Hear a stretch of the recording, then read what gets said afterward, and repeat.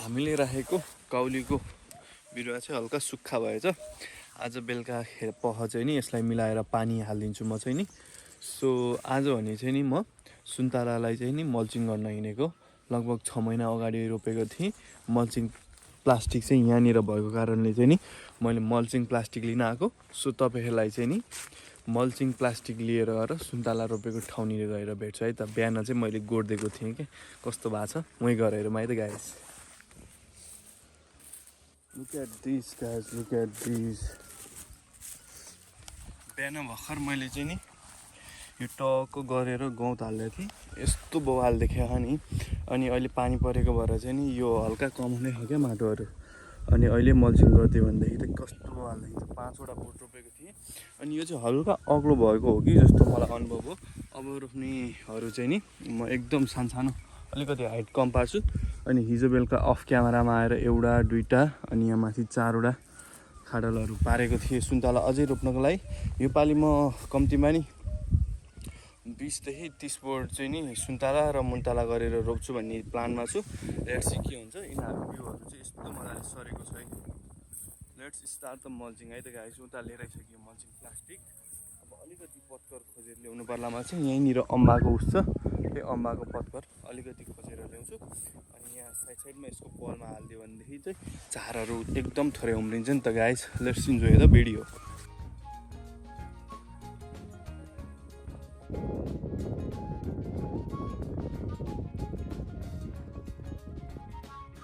So अम्बाको पात नि लिएर आइसक्यो। अनि यो चाहिँ यसरी झेराम हुने भइसकेको रहेछ।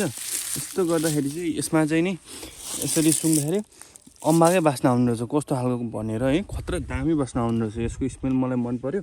अब भनेदेखि चाहिँ नि धेरै चाहिँ हाल्नु पर्दैन। यहीँ वरिपरि त्यो कट गरे हुन्छ नि त गोलो जुन बिरुवा छिराउनको लागि बिरुवा उम्रिनको लागि त्यो एरियामा मात्रै यो पत्कर हाल्छु। यो पत्कर हाल्यो भनेदेखि चाहिँ नि घामको रेसालाई नि छेक्छ अनि झार पनि उम्रिँदैन। त्यो पलबाट मोस्टली उम्रिन त उम्रिन्छ थोरै उम्रिन्छ। थोरै उम्रिनु र धेरै उम्रिनुमा धेरै फरक पर्छ नि त त्यो कारणले। अनि अर्को कुरा भनेको चाहिँ नि पानी हाल्दा पनि सजिलो हुन्छ क्या यत्तिकै यो पत्कर भयो भनेदेखि त्यत्तिकै भन्दा पनि। सो पहिला सबैमा सर हाल्छु अनि त्यसपछि मल्चिङ प्लास्टिक राख्नुपर्छ है त। यो बोट ठुलो भइसक्यो त्यही भएर मल्चिङ प्लास्टिक छिराउनलाई रियुज गरेको मल्चिङ प्लास्टिक छिराउनलाई हल्का गाह्रो हुन्छ जस्तो लागिरहेछ। अब जे हुन्छ त्यो कट गरेर भयो नि हालौँ ल। पहिला चाहिँ पत्कर हालौँ है त गाइज।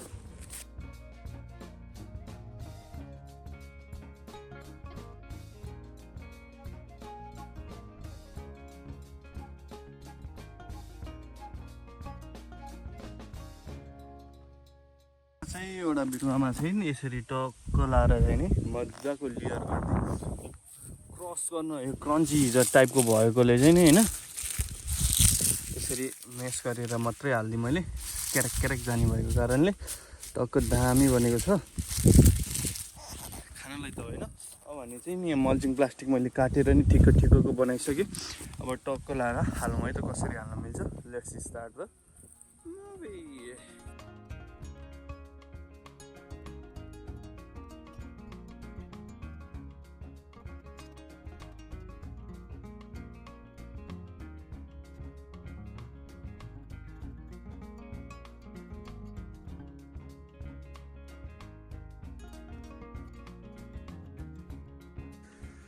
ये चेक करो गाइज। Oh my God.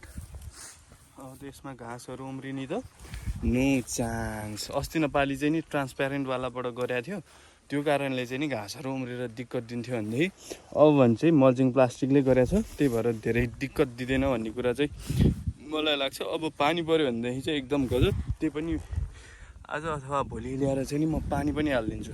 मल्चिङको एउटा फाइदा चाहिँ नि अब हामीले 3-4 दिनमा यसरी सुक्खा भएको बेला 3-4 दिनमा पानी हालिरहनु पर्छ भनेदेखि मल्चिङ गरिसकेपछि 1 हप्ता 2 हप्ता नहाले नि केही फरक पर्दैन क्या। त्यो हो मल्चिङको एउटा फाइदा चाहिँ नि। यसमा घाँसहरू उम्रिँदैन, टेम्परेचर मेन्टेन हुन्छ। यस्तो धेरै कुराहरू छ मल्चिङको फाइदा। हामीलाई धेरै गोडिरहनु पर्दैन त्योहरू चाहिँ हो मल्चिङ। अनि अब चाहिँ सबै 4वटामा गरिदिन्छु है त गाइज।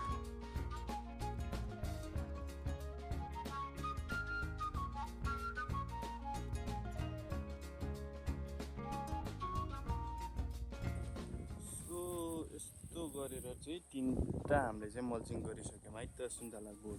अनि यस मल्चिङ थिच्ने पनि डिफ्रेन्ट तरिका हुन्छ है त। जस्तै मल्चिङ थिच्दाखेरि मैले यहाँ थिचेको छु, यति बाट खाली राखिदिएको छु, फेरि यहाँ थिचेको छु नि हो। यसरी लङ टर्म जाने बारीलाई चाहिँ नि हामीले यसरी नै थिच्नुपर्छ। किन भन्नुहुन्छ भनेदेखि माटोले पनि अक्सिजन पाउनु चाहिँ अति जरुरी हुन्छ क्या। जस्तै मान्छेलाई सास चाहिए जस्तै होइन, माटोलाई पनि अक्सिजन भनेको त सासै हो कि होइन हो। यसरी चाहिँ नि हावा जाने हुनुपर्छ। सर्ट टर्म हो भनेदेखि यदि केही फरक पर्दैन, सर्ट टर्म हो भनेदेखि पुरै झ्यापझुप छुपिदिँदा केही फरक पर्दैन।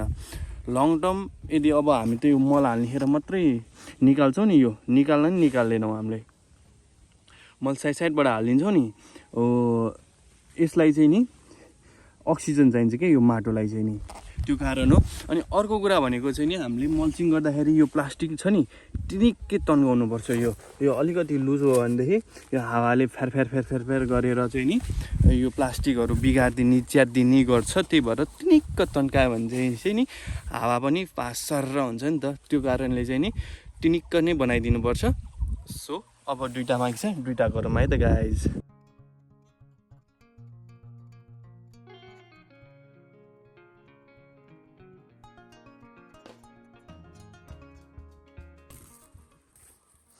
मल्चिङ नगर्दा नि यहीँबाट स्टार्ट गरेको थिएँ, मल्चिङ गरिसकेपछि नि यहीँबाट स्टार्ट गरेको छु। यस्तो बवाल देखिएको छ, बवाल आर नाथिङ। एन्ड मैले चाहिँ नि सबै प्लान्टहरू चाहिँ यसरी बिचमा पारिदिएको छु, यो पलको होइन सकेसम्म बिचमा हुने गरी पारिदिएको छु।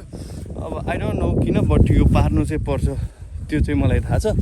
यहाँ सबै पारेको छु, अलिकति बढी भएको छ त्यो दुईवटा बिरुवालाई हुने गरी।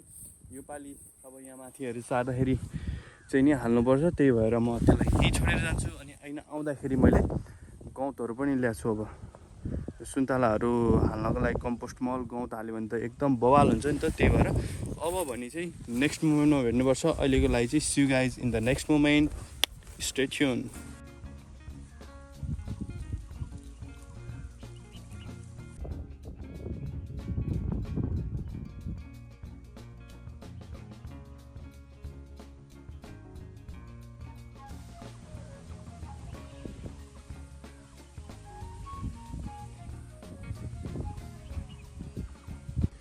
आज चाहिँ बेलुकी पख चाहिँ नि यहाँ पोखरी पनि अझै गहिरो बनाउने सोचमा छु म चाहिँ।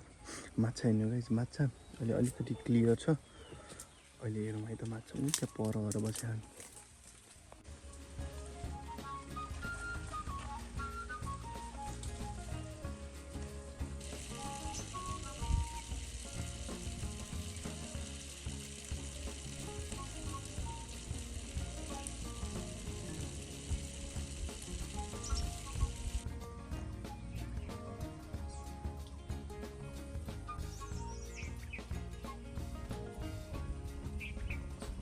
मरी लानु के छ र, एकछिन किम्बु खाउँ है पाके किम्बु भिटामिन सी के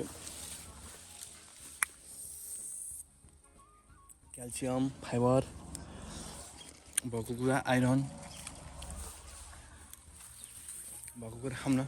मिठो है यो चाहिँ। अर्कै ठाउँ यहाँभन्दा तल पनि छ मिठो, यही हो क्या भन्ने कुरा खान त पाइन्छ।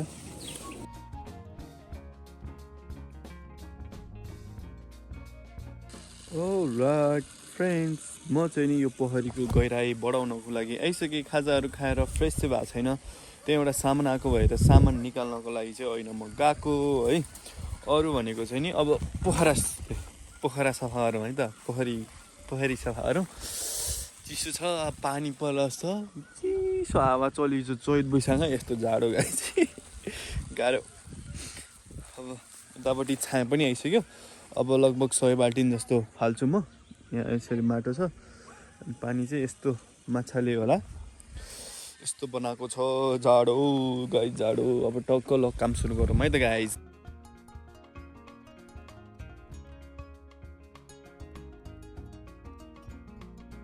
पहिला सुरु पानीमा पस्दा चाहिँ एकदम जाडो भएको थियो, अहिले चाहिँ यहाँ क्या न्यानो भइरहेछ। अनि तलको ढुङ्गा भएकोवाला जस्तो भेटिसक्यो, भाग यति डुब्ने भइसक्यो, अहिले पानीको लेभल नि बढिरहेछ। मैले चाहिँ के गरिदिन्छु भनेदेखि पर जुन थोरै माटो धेरै जम्मा भएको नि त, थोरै पानी जम्मा हुने ठाउँमा त्यो खनेर चाहिँ यतापट्टि सारिदिन्छु। अनि यहाँ जमेपछि एउटा कुरा निकाल्न नि सजिलो भयो, अनि सबैतिर स्प्लिट हुन्छ क्या। अब यो माटो त एक ठाउँमा मात्रै थिक्रिँदैन नि त, अब गहिरो भएको ठाउँमा धेरै थिक्रिन्छ, अनि थोरै भएको ठाउँमा थोरै थिक्रिन्छ क्या यो।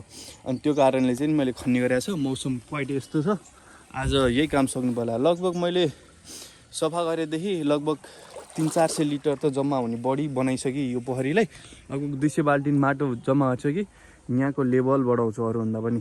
यहाँको लेभल बढायो भने पनि पानी चाहिँ नि धेरै अड्डिन्छ, यहाँ हिँड्नलाई धेरै स्पेस हुन्छ नि त, त्यो कारणले यहाँ लिरको level बढाउँछु।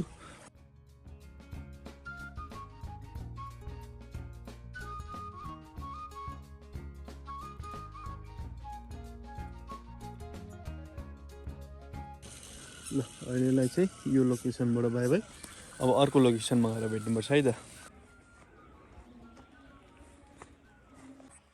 So all right guys, all right, अहिले चाहिँ हामी आइसक्यौँ कोइरालो टिप्नको लागि। सो कोइरालो बटाबट टिप्ने अनि घर लगेर अचार बनाएर खाने हो कि गाइज।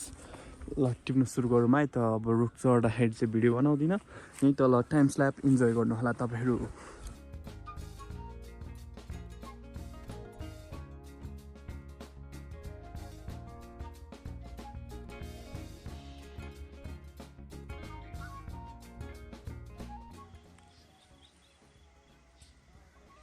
ल यत्रो भयो, अझै त्यहाँनिर अझै बाँकी छ, त्यो चाहिँ भोलि बिहान आएर टिप्छु। यो भिडियोलाई चाहिँ यतैतिर व्यवस्था गरौँ होइन। यो भिडियोमा के कुराहरू मन पर्यो त्यो कुराहरू कमेन्टमा भन्न नबिर्सिनु होला। अनि के कुराहरू गल्तीहरू गरेछु मैले यो भिडियोमा त्यो पनि कमेन्टमा भन्न नबिर्सिनु होला। यति भन्दै यो भिडियोबाट बिदा माग्छु। अर्को भिडियो हेर्नको लागि आउनुहुन्छ भन्ने आश गर्दैछु। यो भिडियोलाई लाइक, सेयर एन्ड सब्सक्राइब गरेर चाहिँ जानुहोला यस्तै कन्टेन्ट धाँसु पाउनको लागि। Bye bye guys, see you in the next blog.